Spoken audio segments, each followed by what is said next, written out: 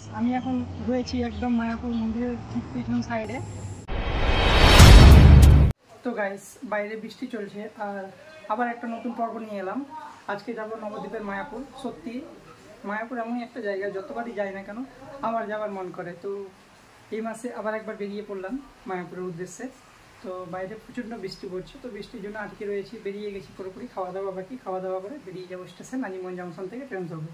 তো সঙ্গে থাকুন, বিস্তারিত দেখাবো আপনাদের। তো গাইস আজিমগঞ্জ জংশনে এসে পৌঁছেছি। আমাদের ট্রেন রয়েছে 2:25-এ, দুপুর 2:25 শিয়ালদা জঙ্গিপুর। তো ওই ট্রেনটাই ধরে আমরা যাব এখন নবদ্বীপে নামবো। তো ট্রেন এখনও ঢুকিনি, এখন প্রায় 1:40 বাজছে। তো সময় অনেক এখনও হাতে, তো টিকিটটা করে নিগে। তো হ্যালো বন্ধুরা, কেমন আছো তোমরা সবাই? এসে গেছি নতুন আবার একটা পর্ব নিয়ে। তো গাইজ আজকের এই ভিডিও থাম্বনেল দেখে তো বুঝতে পেরে গেছেন আজকে আমি ঠিক কোন জায়গায় যাচ্ছি ও কোন জায়গায় ভিডিও তুলে ধরবো আপনাদের সাথে। তো একদম অল্প খরচে কিভাবে মায়াপুর ভ্রমণ সম্পূর্ণ করবেন এবং সঙ্গে কোন কোন জায়গাগুলো ঘুরে দেখবেন সেই নিয়ে থাকবে আজকের এই ভিডিওটি। তো গাইজ সর্বপ্রথম আপনাদের একটু জানিয়ে রাখি মায়াপুর যাবেন কিভাবে। তো সর্বপ্রথম ট্রেন জার্নিটা বলি। মায়াপুর আপনারা দুই দিক দিয়ে ট্রেনের মাধ্যমে যেতে পারবেন। তো প্রথমত আপনি যে কোনো স্টেশন থেকে নবদ্বীপ স্টেশনে আসতে পারবেন মায়াপুর ভ্রমণের জন্য, এবং দ্বিতীয়ত আপনি আসতে পারেন কৃষ্ণনগর সিটি জংশন মায়াপুর ভ্রমণের জন্য। নবদ্বীপ ধাম স্টেশন থেকে মায়াপুর ঘাট পৌঁছতে টোটো বা অটোর ভাড়া পড়বে 20 টাকা পার পার্সন করে। অন্যদিকে কৃষ্ণনগর সিটি জংশন স্টেশন থেকে সরবগঞ্জ ঘাট পৌঁছতে অটো ভাড়া পড়বে 25 টাকা পার পার্সন করে। তারপর আপনি যদি নৌকোর মাধ্যমে মায়াপুর যেতে চান তাহলে আপনার নৌকোর টিকিট পড়বে 5 টাকা পার পার্সন করে, এবং আপনি যদি লঞ্চে যেতে চান তাহলে আপনার টিকিট ভাড়া পড়বে 10 টাকা পার পার্সন করে। তো আপনারা যদি মায়াপুরে একদিন বা দুদিন স্টে করতে চান তাহলে আপনি পেয়ে যাবেন মায়াপুরে ঘাটের ওপরে অনেকগুলো হোটেল। তো তার মধ্যে আমি একটি হোটেলের নাম্বার আমি ডিসক্রিপশান বক্সে এবং ডিসপ্লের মধ্যে দিয়ে দিচ্ছি। তাদের কাছে একদম অল্প টাকায় হোটেলস রুম পেয়ে যাবেন, এবং নির্ধারিত বয়স হিসেবে কাপল ফ্রেন্ডলি হোটেলও পেয়ে যাবেন। তো গাইজ প্রথম দিন আমি নবদ্বীপে একটি রিলেটিভের বাড়িতে স্টে করেছিলাম এবং সন্ধেবেলায় গিয়েছিলাম মায়াপুর মন্দিরে। তো মন্দিরে গিয়ে এই মায়াপুর ফুলডম থিয়েটার দেখতে পাচ্ছেন, এখানে একবার ভিজিট করেছিলাম। তো গাইজ মায়াপুরে অবস্থিত এই ফুলডম থিয়েটারে রাত্রি 8টা পর্যন্ত সমুদ্র মন্থন শোটি হয়ে থাকে। তো আমরা একবার ভিজিট করলাম, যার টিকিট প্রাইস পড়েছিল 50 টাকা পার পার্সন। আপনারা এলে অবশ্যই একবার ভিজিট করবেন। সামনে যে কাউন্টারটা দেখতে পাচ্ছেন ঠিক এই কাউন্টারটা হচ্ছে এই থিয়েটারের টিকিট কাউন্টার, এবং এই থিয়েটারের ভিতরের লুকটি ছিল ঠিক এরকম। তো গাইস সমুদ্র মন্থন শোটা দেখলাম, কারণ আমরা যে টাইমে এখানে এসেছি আমরা বলতে আমি সেই টাইমটা সব কিছু বন্ধ হয়ে যায় প্রায়। তো লাস্ট শো ছিল 8টার সময়, তো সেটা দেখলাম, বেরিয়ে গেলাম। এখন শো আমরা দেখলাম, এবার এখান থেকে বেরিয়ে পড়ছি, কারণ এটা শো শেষ হয়ে গেল, প্রায় এটা বন্ধ হয়ে গেল। তো এখান থেকে বেরিয়ে পড়বো, এখন কিছু খাওয়া দাওয়া করে নিতে হবে। তো চলো। তো গাইস আপনারা যদি চান মায়াপুর ইস্কন মন্দিরের ভিতরে এই মার্কেটগুলো থেকে কেনাকাটাও করে নিতে পারেন। তো গাইস হয়তো আমার ভিডিওটিতে অনেক নয়েজ আসছে অডিওতে, তো তার জন্য আমি দুঃখিত ও ক্ষমা প্রার্থী। পরবর্তী ভিডিওর আগেই আমি এই প্রবলেমটা সলভ করে দেবো। মাইক থাকার সত্ত্বেও অ্যাকচুয়ালি এরকম প্রবলেম ফেস করতে হচ্ছে। আর তাছাড়াও আপনারা যদি চান মায়াপুর ইস্কন মন্দিরের ভিতরে ভেজ খাবারগুলোও পেয়ে যাবেন। মায়াপুরে থাকা প্রথম দিনটি এখানেই সমাপ্ত করেছিলাম। পরের দিন সকাল 9টা বাজতে বাজতে আমি প্রায় মন্দিরে চলে গেছিলাম। এই গেট দিয়ে মন্দিরে প্রবেশ করার পর প্রথমেই আপনি বাঁ সাইডে দেখতে পাবেন এরকম একটি জায়গা, যেখানে কিনা প্রায় সবসময়ই কীর্তন হতে থাকে। একদম সকালবেলায় মায়াপুর ইস্কন মন্দিরে তো গিয়েছিলাম, কিন্তু বৃষ্টি আমাদের সাথ ছাড়েনি। মন্দিরের গেটের কাছে কিছুক্ষণ দাঁড়িয়ে থাকার পর ঠিক বৃষ্টিটা যেন থেমে গেল। তারপর আবার আমরা হাঁটতে হাঁটতে মন্দিরের দিকে এগিয়ে যাচ্ছিলাম। কয়েক বছরের মধ্যে পুরো বিশ্বে এই মায়াপুর ইস্কন মন্দিরটি হবে সবথেকে বৃহত্তম মন্দির। কেন জানি না, এখানে এলে মনটা একদম আলাদা রকম হয়ে পড়ে। সত্যি অপূর্ব একটি জায়গা। মায়াপুর ইস্কন মন্দিরে আপনাদের সময় কাটাতে ঠিক কেমন লাগে একটু কমেন্ট বক্সে জানিয়ে দেবেন। তো গাইস একদম সকাল সকাল মন্দিরে এসে পৌঁছেছি। এখন ব্যাগগুলো লাগেজটা এক কথা জমা দেবো কাউন্টারে, তারপর বেরিয়ে পড়বো। তো ঠিক ওই সাইডটাই জমা করবো, ওই যে বাড়িটা দেখতে পাচ্ছেন কুটিরটা দেখতে পাচ্ছেন, ওখানে ব্যাগগুলো জমা করব। আর আপনারা যদি মায়াপুর মন্দিরের সাথে সাথে মায়াপুরের আশপাশে যে মন্দিরগুলো রয়েছে সেগুলি ভ্রমণ করতে চান তাহলে আপনাকে টোটো রিজার্ভ করে নিতে হবে, যার ভাড়া পড়বে 300 থেকে 400 টাকা। 2 থেকে আড়াই ঘন্টার মধ্যেই আপনি ভ্রমণ করতে পারবেন আশপাশের সব মন্দিরগুলো। আমি প্রথমত সামনের কাউন্টারটিতে লাগেজটা জমা রেখে দেবো। আপনারা চাইলে হোটেল না নিয়েও এইভাবে এই কাউন্টারগুলোতে ব্যাগ জমা রেখেও ঘুরতে পারেন মায়াপুর মন্দির। এই কাউন্টারগুলো খোলা থাকে সকাল 7টা থেকে রাত্রি 8:30 পর্যন্ত। তো গাইস লাগেজ রাখলাম, লাগেজে নিল 10 টাকা আর এই কিটা দিয়ে দিল, কারণ যখন আমি ব্যাগ নেবো তখন এই জিনিসটা দেখাতে হবে।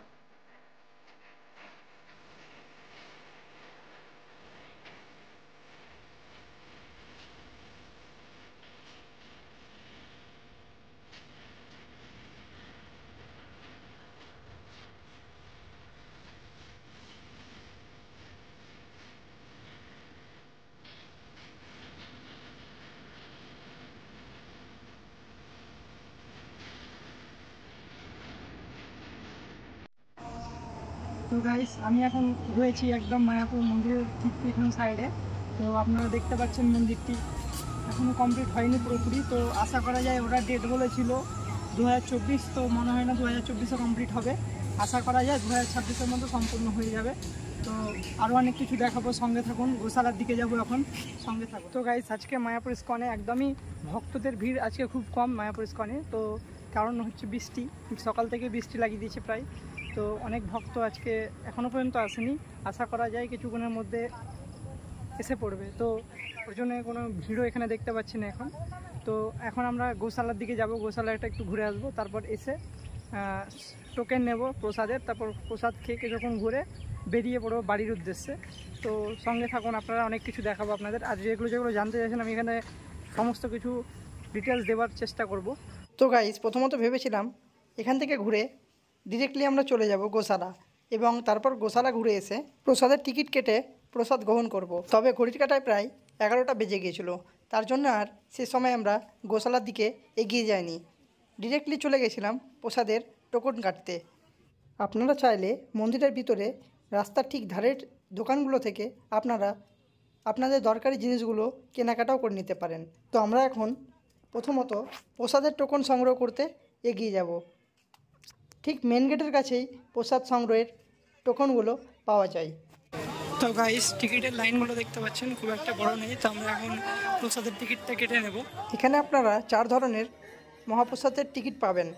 তো আমি নিয়েছিলাম 120 টাকা দামের মহাপ্রসাদের টোকন, যেটা দেওয়া হয় গীতা ভবনে।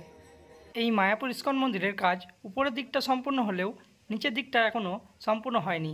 তো দেখতে পাচ্ছেন কী অবস্থায় রয়েছে এখন মায়াপুর ইস্কন মন্দির। মায়াপুর ইস্কন মন্দিরে যে মহাপ্রসাদগুলো পাওয়া যায় তার প্রাইসটা আমি বলে দিচ্ছি। একটা রয়েছে 40 টাকা, তার পরবর্তী 50 টাকা, এবং তারপরে 80 টাকা, এবং তারপরে 120 টাকা। তো আপনারা এগুলোর মধ্যে যে কোনো একটা পারচেস করতে পারেন এবং প্রসাদটি গ্রহণ করতে পারেন। এবং আমি নিয়েছিলাম 120 টাকা দামের মহাপ্রসাদটি। তো তার তালিকাটা আমি স্ক্রিনের মধ্যে দিয়ে দিয়েছি। তো গাইস মহাপ্রসাদের 120 টাকা দামের যে টিকিটটা নিয়েছিলাম সেটা মানে একসাথে প্রসাদ বিতরণ হবে ঠিক এই জায়গাটাই। একদম সামনে যে বিল্ডিংটা দেখতে পাচ্ছেন এটাই হলো গীতা ভবন, আর এখানে দেওয়া হবে আমাদের এই প্রসাদটি। তো চলো ভিতরের দিকে যাওয়া যাক। তো গাইস গীতা ভবনে যেখানে প্রসাদ বিতরণ হয় ঠিক এই বিল্ডিংয়ের নিচের এই সাইডটাই।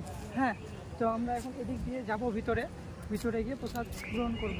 দেখতে পাচ্ছেন ডান দিকে বাঁ দিকে আমার ঠিক ওই জায়গাটাই। তো গাইস এই সেলগুলোতে আপনারা আপনাদের জুতোগুলো এবং ব্যাগগুলো রেখে দিতে পারেন একদম বিনামূল্যে। তারপর সময় অনুযায়ী এদিক দিয়ে এসে এই বিল্ডিংয়ের ভিতরে আপনাকে চলে যেতে হবে এবং নির্দিষ্ট জায়গায় গিয়ে বসতে হবে।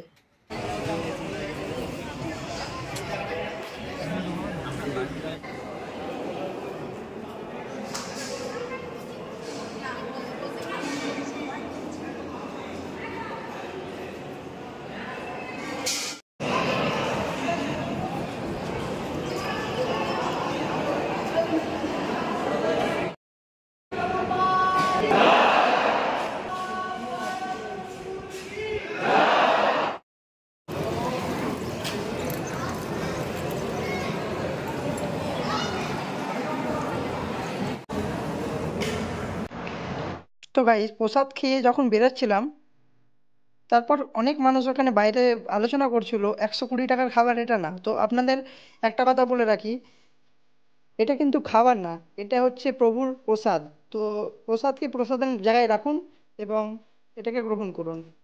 তো গাইস আমরা এখন এগিয়ে যাচ্ছি মায়াপুরের গোশালার দিকে। তো চলুন, দেখতে পাচ্ছেন সামনে যে বাঁদিকে রাস্তাটা যাচ্ছে এটাই হচ্ছে গোশালা যাওয়ার রাস্তা। তো এখন আমরা গোশালার দিকে এগিয়ে যাচ্ছি। আর ডান দিকে যে রাস্তাটা যাচ্ছে এটা হচ্ছে নিত্যানন্দ কুটিরের দিকে যাচ্ছে। তো আপনারা চাইলে এখানেও স্টেও করতে পারেন। তো সেই বিষয়ে জানার জন্য নাম্বার দিয়ে দিচ্ছি, নাম্বারে কল করে নেবেন। এবং তার ঠিক পাশে পাবেন শ্রুতি ভবন, শ্রুতি ভবনেও আপনারা থাকতে পারেন।